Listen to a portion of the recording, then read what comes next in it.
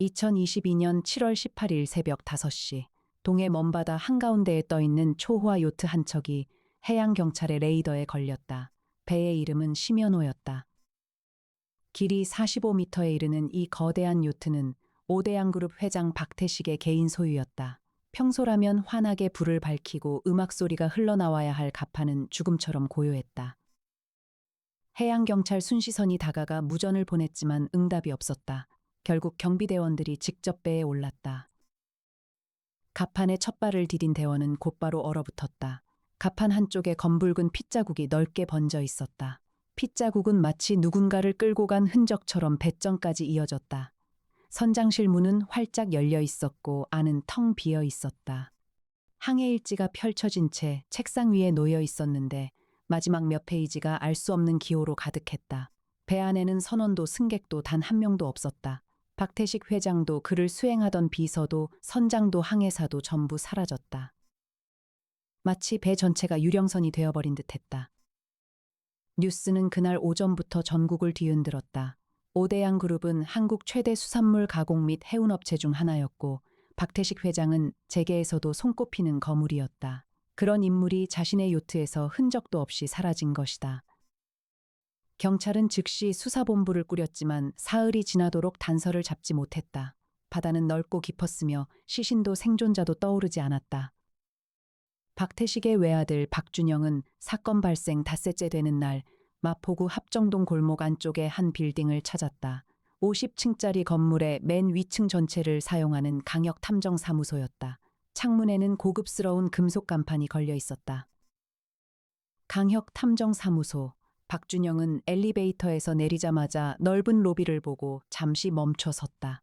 300평에 달하는 공간은 흔히 떠올리는 탐정 사무소의 모습과는 거리가 멀었다. 최첨단 실험 기구들이 늘어선 유리벽 너머 실험실이 보였고 한쪽 구석에는 드론 여러 대가 충전 중이었다. 옥상으로 이어지는 계단 옆에는 헬리포트로 향하는 표지판도 붙어 있었다. 이에나가 그를 맞이했다. 훤칠한 키에 둥근 안경을 쓰고 머리를 단정하게 묶은 그녀는 첫인상부터 차분했다. 박준영은 안내를 받아 응접실로 들어섰고 잠시 후 강혁이 들어왔다. 185cm의 키에 다부진 체격, 검게 그을린 얼굴과 짧게 깎은 머리, 한쪽 눈썹을 가로지르는 옅은 흉터까지 첫눈에 강한 인상을 남기는 남자였다. 박준영이 입을 열었다. 아버지가 사라졌습니다. 해경도 경찰도 답을 못 찾고 있습니다. 부탁드립니다. 찾아주십시오. 강혁은 잠시 침묵한 뒤 물었다. 회장님이 마지막으로 연락한 것이 언제입니까? 7월 17일 밤 10시경입니다. 저에게 전화를 하셨는데 평소와 다르게 목소리가 무거웠습니다. 무슨 말을 하셨습니까? 곧 너에게 모든 걸 설명할 날이 올 거다. 그렇게만 말씀하시고 끊으셨습니다. 이에나가 옆에서 태블릿을 들여다보며 말했다. 해경 발표에 따르면 요트에서 발견된 혈흔은 박 회장님의 혈액형과 일치하지 않는다고 합니다. 또한 선장실 항해일지 마지막 부분이 암호화되어 있어서 해석이 안 되고 있다고 합니다. 강혁이 박준영을 똑바로 보며 말했다. 한 가지 분명히 해두겠습니다. 저희는 단순히 사람을 찾는 일만 하지 않습니다. 사건의 진실을 끝까지 따라갑니다. 그것이 누구에게 불편한 진실이라도 말입니다. 받아들이실 수 있습니까? 박준영은 잠시 머뭇거리다가 고개를 끄덕였다. 진실이 무엇이든 알고 싶습니다. 의뢰가 성립되었다. 강혁은 곧바로 사무소의 수석 연구원 송태풍 박사를 불렀다. 43살의 송태풍은 의학 박사이자 범죄학을 전공한 인물로 현장 감식부터 법의학 분석 암호 해독까지 광범위한 전문성을 갖춘 사무소의 핵심 인력이었다. 또 다른 조수 나정희도 함께 호출되었다. 30대 중반의 미인인 나정희는 정보 수집과 위장 잠입에 능했다. 강혁이 모두를 모아놓고 말했다. 일단 요트 현장에 직접 가야 합니다. NRC 항해일지 암호 데이터부터 확보해 주세요. 이에나가 답했다.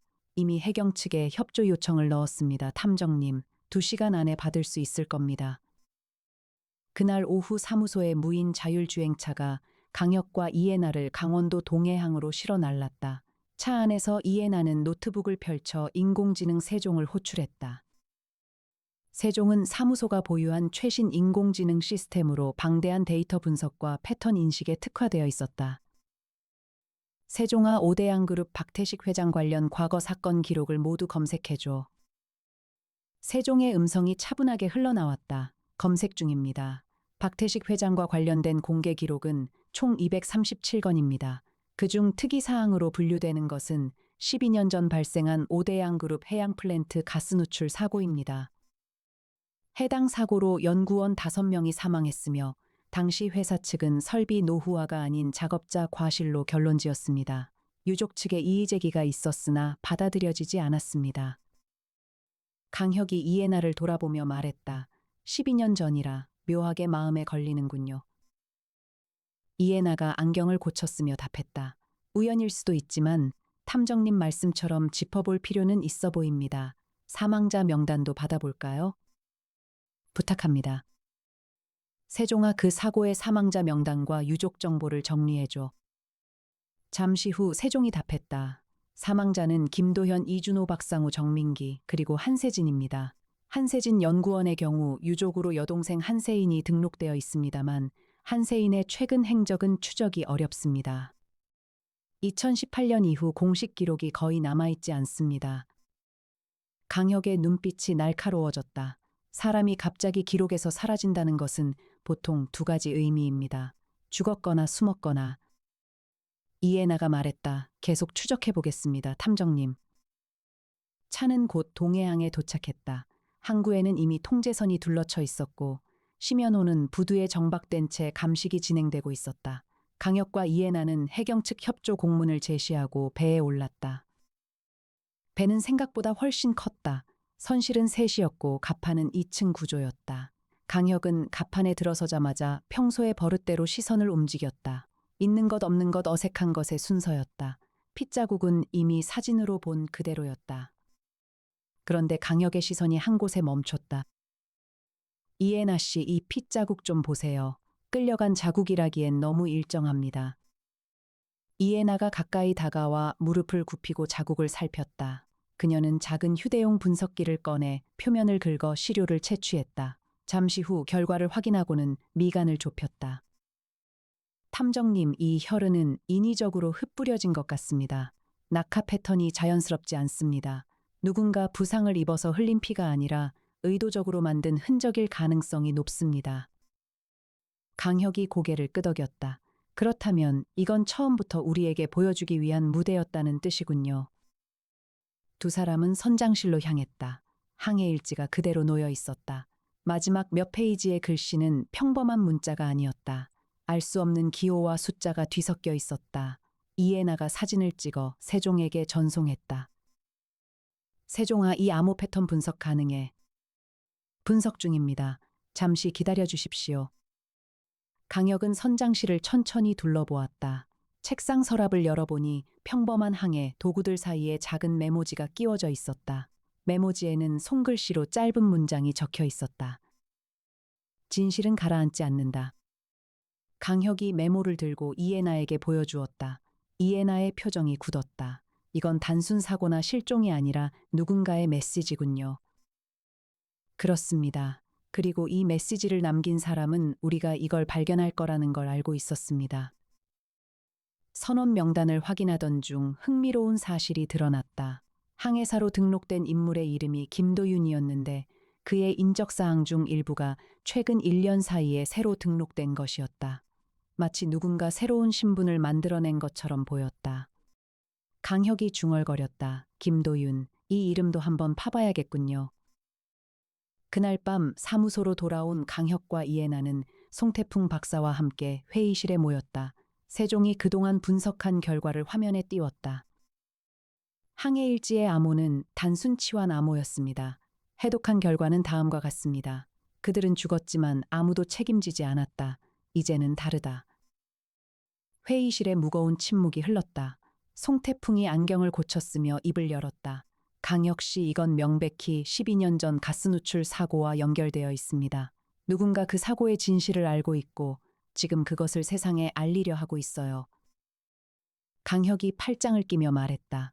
그렇다면 박태식 회장의 실종은 사고가 아니라 누군가에게 의도적으로 끌려간 것일 가능성이 높습니다.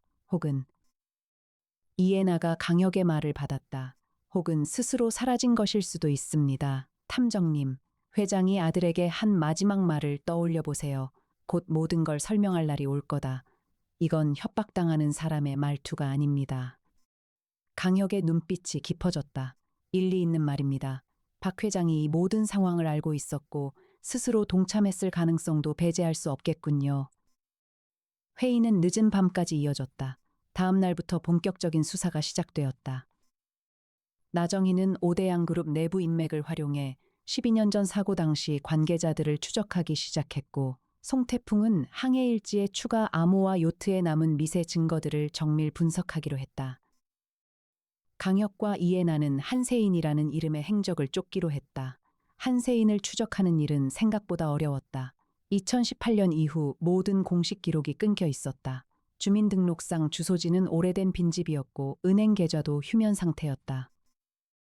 강혁은 답답함에 한숨을 내쉬었다. 이해나가 노트북을 들여다보다가 무언가를 발견했다. 탐정님 잠깐만요. 한세인의 오빠 한세진이 사망 당시 다니던 회사 동료 중에 정민기라는 사람이 있었습니다. 그도 같은 사고로 사망했는데 정민기의 부인이 아직 생존해 있습니다. 인터뷰가 가능할 것 같습니다. 좋습니다. 만나러 갑시다. 정민기의 부인 윤서영은 경기도 일산의 작은 아파트에 살고 있었다. 강혁과 이해나가 찾아갔을 때 그녀는 처음에는 경계했지만 12년 전 사고에 관한 이야기라는 것을 알자 눈빛이 달라졌다. 윤서영이 떨리는 목소리로 말했다. 12년이 지났는데도 아무도 그 일을 제대로 물어본 적이 없었어요. 회사는 그냥 작업자 과실로 덮어버렸죠.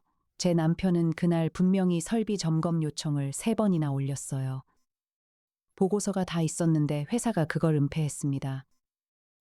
강혁이 조심스럽게 물었다. 한세진 씨의 여동생 한세인을 아십니까? 윤서영의 표정이 복잡해졌다. 세인이요. 그 아이는 사고 이후 완전히 다른 사람이 되었어요. 오빠의 죽음을 받아들이지 못하고 회사를 상대로 소송을 걸었지만 패소했죠. 그 후로는 연락이 끊겼어요.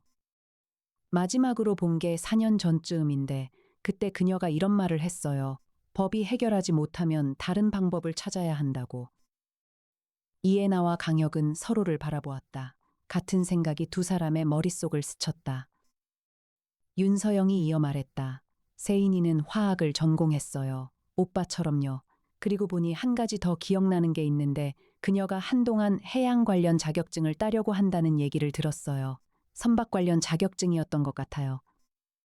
사무소로 돌아온 강혁은 세종에게 추가 검색을 지시했다. 세종아 최근 5년간 발급된 항해 관련 자격증 중 한세인이라는 이름으로 등록된 게 있는지 확인해줘.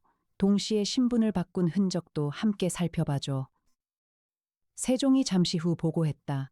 한세인이라는 이름으로 직접 발급된 자격증은 없습니다. 그러나 흥미로운 점이 있습니다. 2020년 1월 한세진의 사망신고일과 거의 동일한 시기에 새로운 신분으로 등록된 인물이 한 명 있습니다. 이름은 윤하늘이며 이후 항해사 자격증을 취득했고 작년부터 오대양그룹 계열선사에 소속되어 근무했습니다. 그리고 이번 심연호 항해사로 등록된 김도윤이라는 인물과 윤하늘의 생체 정보 일부가 일치합니다. 강혁의 눈이 번쩍였다. 같은 사람이라는 뜻이군요. 그렇습니다. 다만 김도윤 신분은 또 다른 위장입니다. 신분이 2번 바뀌었습니다. 이해나가 의자에서 몸을 일으키며 말했다. 한세인이 윤하늘로 바뀌었다가 다시 김도윤이 되어 심연호의 항해사로 탑승했다는 거군요. 그녀가 처음부터 박태식 회장에게 접근하기 위해 계획적으로 신분을 만들어 온 겁니다. 강혁이 무겁게 고개를 끄덕였다. 12년을 기다린 복수입니다. 단순한 분노가 아니라 철저한 계획이었어요. 이때 송태풍이 다급하게 회의실로 들어왔다. 강혁 씨 새로운 자료가 나왔습니다. 요트의 항해 기록 데이터를 복구했는데 출항 직전 박 회장이 직접 누군가와 통화한 내역이 있습니다. 그런데 그 통화 상대 번호가 익명 가상 번호라 추적이 어렵습니다. 다만 통화 시간이 무려 47분이나 됩니다. 강혁이 물었다. 통화 내용은 복원이 가능합니까? 음성 자체는 복원이 불가능하지만 통화 직후 박 회장의 비서가 남긴 메모가 있습니다. 회장님께서 통화 후 직접 항해 일정을 변경하라고 지시하셨습니다. 원래 목적지는 울릉도였는데 통화 직후 동쪽으로 더 먼 지점으로 변경되었습니다. 좌표를 보니 무인도 근처입니다. 강혁이 지도를 펼쳤다. 좌표가 가리키는 곳은 동해 먼바다에 위치한 작은 무인도였다. 과거 해양 연구 목적으로 사용되었으나 지금은 버려진 시설만 남아있는 곳이었다. 이곳이군요. 모든 것이 여기로 향하고 있습니다. 이에나가 덧붙였다. 그 무인도는 공교롭게도 12년 전 사고가 있었던 해양 플랜트와 같은 해역에 위치해 있습니다. 우연이라고 보기 어렵습니다. 다음 날 나정희가 중요한 정보를 가지고 돌아왔다. 그녀는 오대양 그룹 내부 관계자를 통해 충격적인 사실을 확인했다. 12년 전 사고 당시 작업자 과실로 결론을 내린 내부조사위원회의 핵심 인물이 바로 현재 오대양 그룹의 부회장 이창수였다는 것이다. 그는 당시 설비 노후화 사실을 알고 있었음에도 이를 은폐하고 보고서를 조작한 인물이었다. 나정희가 보고했다. 더 충격적인 건 이창수 부회장이 사흘 전부터 연락이 끊겼다는 사실입니다. 그의 가족들은 출장이라고 알고 있지만 회사 측 일정표에는 어떤 출장 계획도 없습니다. 강혁의 표정이 굳었다. 또 한 명이 사라졌군요. 한세인의 계획에는 박태식만이 아니라 은폐에 가담한 모든 사람이 포함되어 있는 겁니다. 이에나가 우려스러운 목소리로 말했다. 탐정님, 그렇다면 이건 단순한 도주나 잠적이 아닙니다. 한세인은 12년 전 사건의 책임자들을 차례로 처단하려는 계획을 세운 겁니다. 박 회장의 실종은 어쩌면 첫 번째 처벌이 이미 집행됐다는 뜻일 수도 있습니다. 강혁이 낮은 목소리로 말했다. 그렇다면 우리는 단순히 사람을 찾는 게 아니라 다음 희생자가 나오기 전에 막아야 하는 상황입니다. 사무소 전체에 긴장이 감돌았다. 강혁은 즉시 결정을 내렸다. 무인도로 직접 향해야 합니다. 세종아 헬기 출격 준비해줘. 그리고 애나 씨는 그 섬의 과거 시설 도면을 최대한 확보해 주세요. 이에나가 빠르게 움직이며 답했다. 이미 준비하고 있습니다, 탐정님. 20분 안에 출발 가능합니다. 헬기로 향하는 길에 강혁은 깊은 생각에 잠겼다. 그는 강력계 시절 수없이 봐온 얼굴들을 떠올렸다. 가족을 잃고 무너진 사람들 법이 끝내 외면한 사람들. 그들 중 일부는 영원히 일어서지 못했고 일부는 분노를 삼키며 살아갔다. 그러나 또 다른 일부는 스스로 법이 되기로 결심했다. 강혁에게 그것은 언제나 가장 무거운 딜레마였다. 이에나가 그의 옆에서 조용히 입을 열었다. 탐정님, 무슨 생각하세요? 한세인이라는 사람이 잘못됐다고 단정 짓기 전에 그녀가 왜 이렇게까지 됐는지를 먼저 이해해야 할 것 같습니다. 우리가 잡으려는 건 범죄자지만 동시에 시스템이 끝까지 외면한 피해자이기도 하니까요. 이에나는 잠시 강혁을 바라보다가 작게 고개를 끄덕였다. 그래서 탐정님이 단순히 범인을 잡는 일을 넘어서 사건 이후의 삶까지 생각하시는 거군요. 저도 같은 마음입니다. 헬기는 곧 무인도 상공에 도착했다. 내려다본 섬은 황량했다. 낡은 콘크리트 건물 몇 채와 부서진 부두만이 남아 있었다. 그러나 한쪽 건물에서 미세한 불빛이 새어나오고 있었다. 누군가 그곳에 있다는 신호였다. 강혁이 무전으로 명령했다. 착륙 지점은 부두에서 떨어진 공터로 조심스럽게 접근한다. 헬기가 천천히 하강하기 시작했다. 강혁의 손이 무전기를 꽉 움켜쥐었다. 사건의 진실이 마침내 가까워지고 있었다. 헬기가 공터에 내려앉자 강혁과 이에나 그리고 함께 동행한 송태풍이 빠르게 움직였다. 무인도의 바람은 거셌고 파도 소리가 사방에서 울렸다. 낡은 건물로 다가가던 강혁은 입구에서 발걸음을 멈췄다. 문이 살짝 열려 있었고 안에서 사람의 목소리가 희미하게 들렸다. 강혁이 손으로 신호를 보내자 모두 조용히 문 안쪽으로 들어섰다. 내부는 과거 해양연구소로 쓰였던 공간답게 낡은 실험대와 부서진 장비들이 즐비했다. 한쪽 구석 작은 방에서 빛이 흘러나오고 있었다. 강혁이 문을 열었다. 그 안에는 놀라운 광경이 펼쳐져 있었다. 의자에 묶인 채 앉아있는 사람이 있었다. 바로 이창수 부회장이었다. 그는 두려움에 떨고 있었지만 다행히 큰 부상은 없어 보였다. 그리고 그의 앞에 한 여성이 서 있었다. 작은 체구에 단정한 머리를 한 그녀는 강혁 일행이 들어오자 천천히 몸을 돌렸다. 강혁이 입을 열었다. 한세인 씨 맞으시죠? 여성은 역게 웃었다. 정확히 찾아오셨네요. 강혁 탐정님. 명성이 헛소문이 아니었군요. 이해나가 조심스럽게 한 걸음 다가서며 물었다. 박태식 회장은 어디 있습니까? 한세인이 답했다. 그분은 안전합니다. 다른 방에 계세요. 다만 회장님은 제가 강제로 끌고 온 게 아닙니다. 스스로 오신 겁니다. 강혁의 눈빛이 흔들렸다. 그게 무슨 말입니까? 한세인이 깊은 숨을 내쉬고는 이야기를 시작했다. 12년 전 제 오빠 한세진은 해양 플랜트 가스 누출 사고로 죽었습니다. 회사는 작업자 과실로 결론 냈지만 진실은 설비 노후화였고 그 사실을 알고도 숨긴 사람이 바로 이부 회장이었습니다. 이창수가 의자에 묶인 채 소리쳤다. 나는 그저 위에서 시키는 대로 했을 뿐이야. 나도 어쩔 수 없었어. 한세인의 표정이 차가워졌다. 5사람이 죽었습니다. 그 중에는 제 오빠도 있었어요. 당신은 보고서를 조작하고 유족들의 입을 돈으로 막았습니다. 그게 어쩔 수 없는 일이었나요? 강혁이 천천히 입을 열었다. 한세인 씨, 당신의 분노는 이해합니다. 시스템이 당신과 가족을 외면했다는 것도 압니다. 하지만 이런 방식은 결국 당신마저 무너뜨리게 됩니다. 한세인이 강혁을 응시했다. 탐정님이라면 어떻게 하셨을까요? 법이 외면한 진실을 그냥 받아들이셨을까요? 강혁은 잠시 침묵했다. 그의 머릿속에 강력계 시절의 기억들이 스쳐갔다. 가족의 평생이 하룻밤에 무너지는 모습을 지켜만 봐야 했던 순간들. 그는 깊은 한숨을 내쉬고 말했다.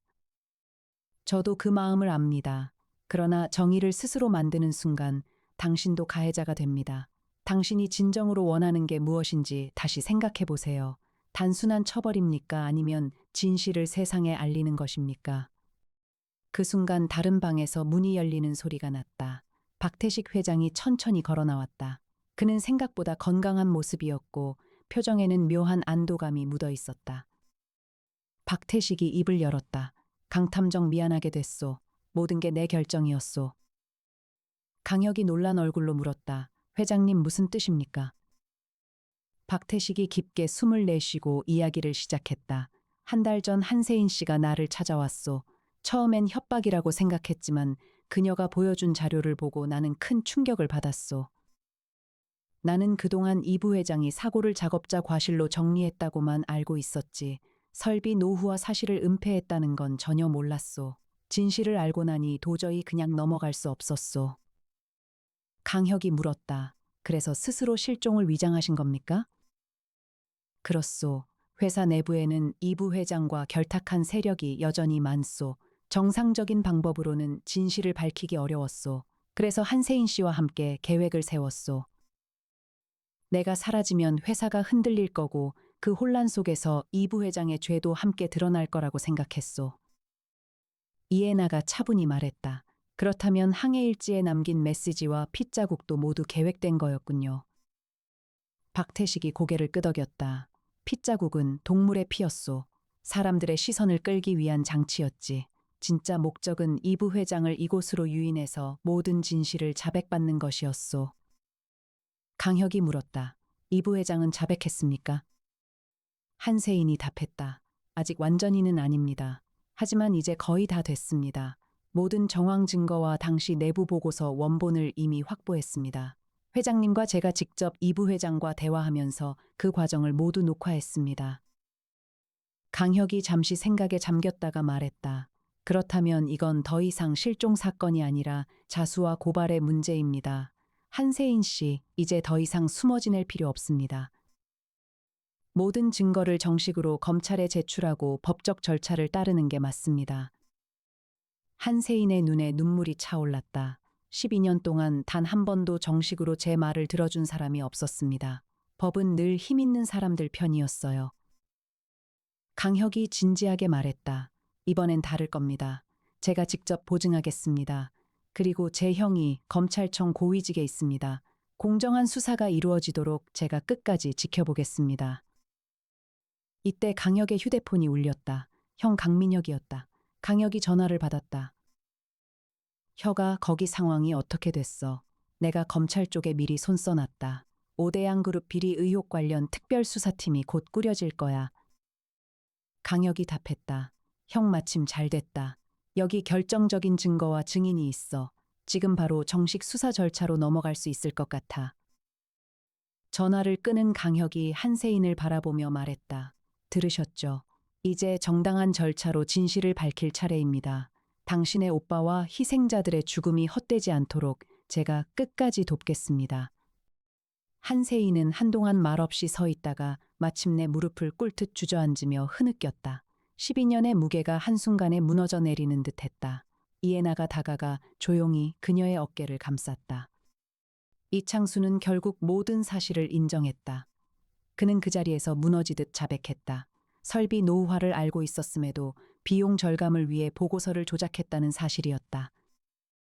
그는 12년 동안 죄책감 속에 살아왔다고 말했지만 그것이 죄를 덜어주지는 못했다. 이후 검찰의 정식 수사가 시작되었다. 박태식 회장은 자발적으로 출두해 모든 상황을 설명했고 회사 내부의 비리와 은폐 구조를 적극적으로 밝히는 데 협조했다. 한세인 역시 자신이 벌인 행위에 대해 법적 책임을 지기로 했다. 다만 그녀의 행위가 직접적인 폭력이나 살인으로 이어지지 않았다는 점, 그리고 진실을 밝히는데 결정적인 역할을 했다는 점이 참작되어 수사 과정에서 정당한 고려를 받게 되었다. 사건이 마무리된 후 강혁과 이해나는 사무소 옥상에 올라 동해 쪽 하늘을 바라보았다. 늦은 오후의 햇살이 바다 위로 길게 드리워져 있었다. 이해나가 입을 열었다.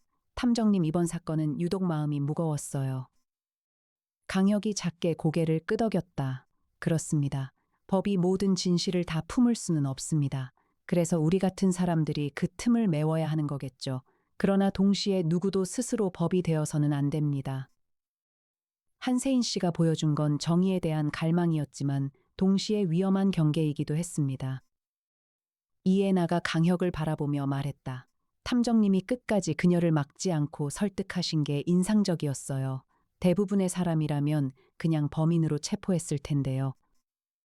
강혁이 옅게 웃었다. 사람을 잡는 것보다 중요한 건 그 사람이 다시 살아갈 길을 열어주는 겁니다. 그게 제가 형사 시절부터 지금까지 변하지 않은 원칙입니다. 두 사람은 한동안 말없이 바다를 바라보았다. 이해나는 문득 강혁을 향한 자신의 마음을 떠올렸다. 언제나 숨기고 있었지만 이런 순간이면 그 감정이 더욱 선명해졌다. 그러나 그녀는 이번에도 그 마음을 조용히 갈무리하며 입을 열지 않았다. 강혁이 불쑥 물었다. 애나 씨, 오늘 저녁 뭐 드실래요? 고생했으니 제가 사겠습니다. 이해나가 살짝 웃으며 답했다. 탐정님이 사주신다면 비싼 거 먹어야겠네요. 두 사람은 함께 옥상을 내려갔다. 동해의 사건은 그렇게 막을 내렸지만 강혁 탐정사무소의 불은 여전히 꺼지지 않았다. 또 다른 사건이 그들을 기다리고 있을 것이었다.